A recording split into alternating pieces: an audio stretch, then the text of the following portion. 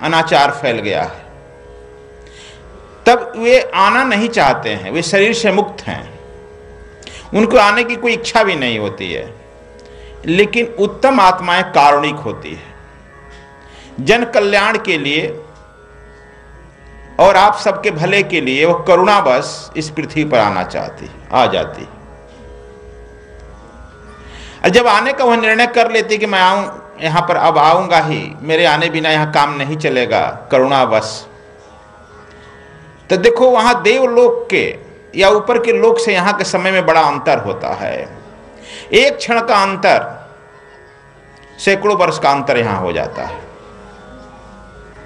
इसलिए अक्सर मैं कहता हूं कि जब उत्तम क्लास की आत्माएं आती है वह समय से पहले आ जाती है, इसलिए उन्हें कष्ट झेलना पड़ता है, दुख झेलना पड़ता है, उनको शिष्य नहीं मिलता है।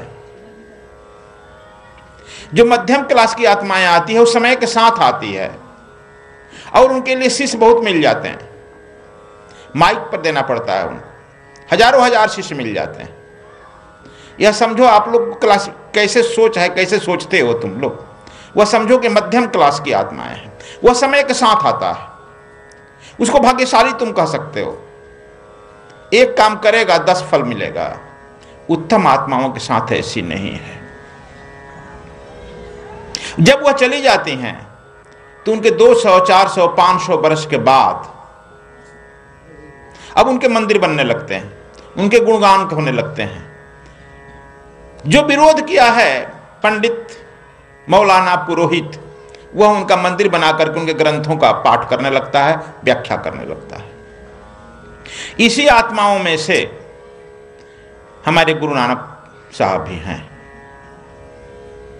ये करुणावश धराधाम पर, भारत के पश्चिम और उत्तर कोने पर इनका आगमन हुआ संवत 1526। आज कार्तिक मास की अर्धरात्रि, इनके आने के पहले पृथ्वी तैयारी कर रही है। तुम नहीं जानते, तुम नहीं करते हो, लेकिन सृष्टि तैयारी करती है। पेड़ पौधे, पुष्प, पशु पक्षी सब इंतजार कर रहे हैं कि आज महामानव का आगमन होने जा रहा है। चंद्रमा भी अपने पूर्ण प्रकाश पर फैला हुआ है कि आज मुझे स्वागत करना है। कार्तिक मास भी स्वागत करने के लिए तैयार बैठा हुआ है। देखो, काव्य, संगीत, सत्संग, यह हृदय से निकलता है, विज्ञान मस्तिष्क से निकलता है। विज्ञान और हृदय यानी मस्तिष्क और हृदय जब दोनों मिलता है तब धर्म का अवतरण होता है। यह मस्तिष्क कालू वेदी हैं और हृदय के रूप में माता तृप्ता जी हैं। दोनों का मिलन हुआ तब धर्म रूपी गुरु नानक देव का आगमन होता है। और चंद्रमा चाहता है कि अपने पूर्ण प्रकाश से उस कोठरी में प्रवेश कर जाए। और जैसे ही वह लड़का का आगमन होता है, दाइयां दौड़ती है। कोई कहती है कि यह लड़का जो है पूर्ण चंद्रमा ही आ गया घर में।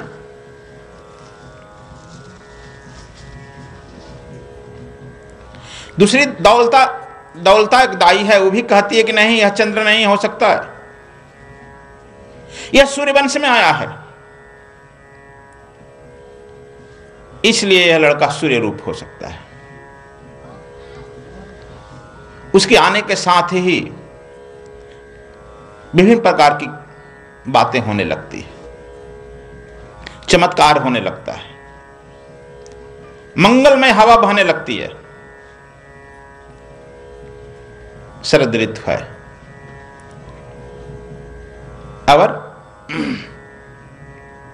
मां तृप्ता जो अभी तक दुखद वेदना से झेल रही थी, अब वह अपने बच्चे को अंक में भर करके प्रसन्न हो उठी है। वेदना शब्द जो है वेद बना है, जब तक से आप वेदना से नहीं गुजरते हो तब तक से आपको राम रूपी ज्ञान, नानक रूपी धर्म का अवतरण नहीं होता है। हम लोग वेदना से गुजरते नहीं, शास्त्र भी रट लेते हैं, लेकिन यहां मातृपिता वेदना से गुजरी है, इसलिए धर्म का अवतरण होता है। देखो, संवत 546 वर्ष पूर्व उत्तर पूर्व के कोने पर विदेह राज में भगवान महावीर का आगमन होता है। उनकी भी मां का नाम है त्रिशिला। उत्तर और पूरब के कोने पर बिहार का जनपद विदेह, और ये पश्चिम और उत्तर के कोने पर होता है। उनकी भी मां का नाम त्रिशिला है।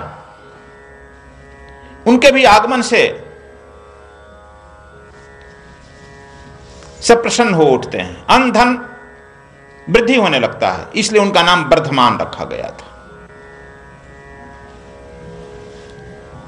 और वही घटना संवत 1526 में यहां घटती है। नानक देव जी का पंडित हरदयाल जी नामकरण में 13 दिन का समय लेते हैं। किसी तो घोड़ा मंगड़ू का चलता फिरता आदमी को फटाफट नाम कर देता है, बंटी संटी कंटी तंटी कुछ नाम रख देता है। लेकिन नानक देव ऐसे व्यक्ति का नामकरण करने में पंडित हरदयाल को 13 दिन का समय लगता है। वहां वर्धमान भगवान महावीर के भी नाम रखने में उनको 13 दिन का समय लगता है।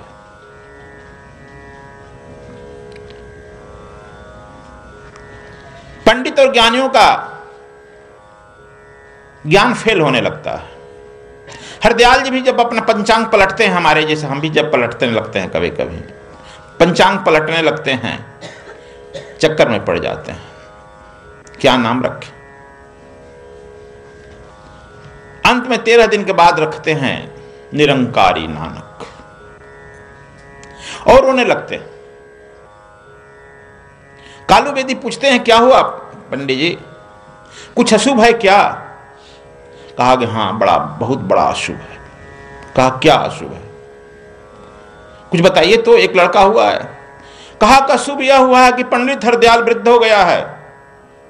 जब यह लड़का में पूर्ण निरंकार जब उतर आएगा, उस समय मैं रहूंगा नहीं, इस संसार से विदा हो जाऊंगा। इसे बड़ी दुख नहीं है मेरे लिए। क्या मेरा भाग्य होता कि मैं इस लड़के के जन्म लेने के इर्द गिर्द ही जन्म लेता, तो मैं भी इसके निरंकार में बैठ जाता, और मैं बैठने मात्र से उस परमात्मा को प्राप्त कर लेता। भगवान बुद्ध का भी आगमन होता है तो हिमालय से उतर कर वह आता है महात्मा।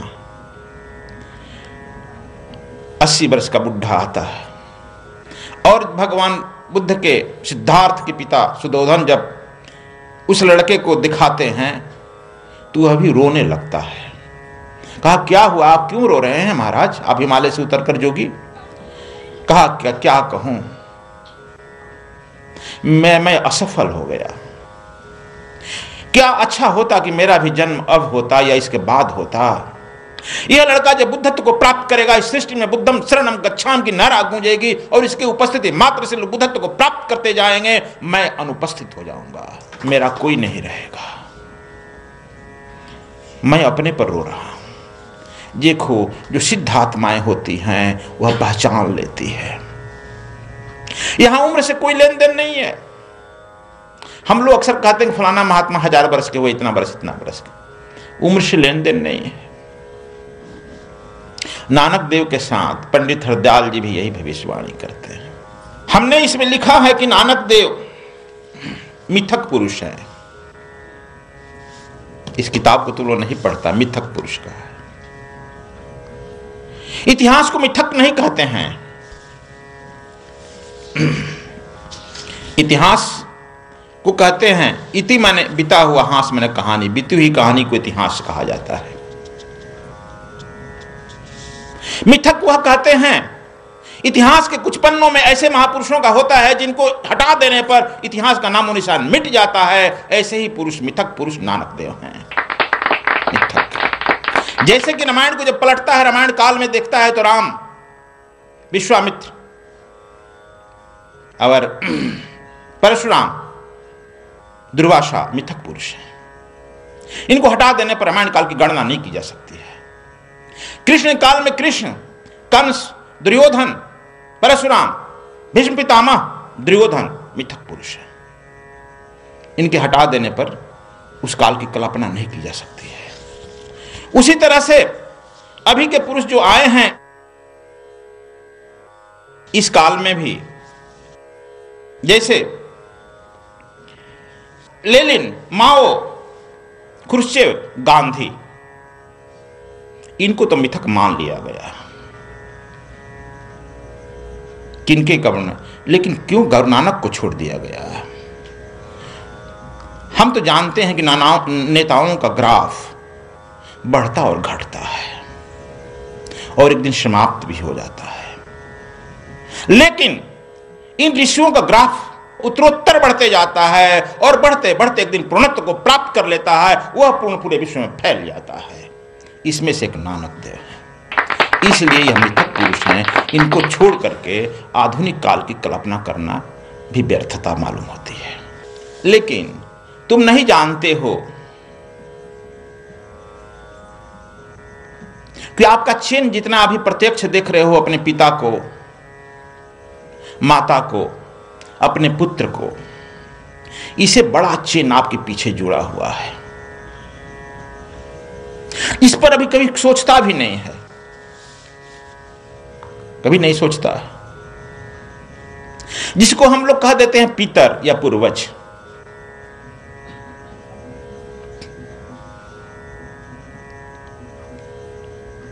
और वह बड़ा चिन्ह आपके लिए इंतजार करता है।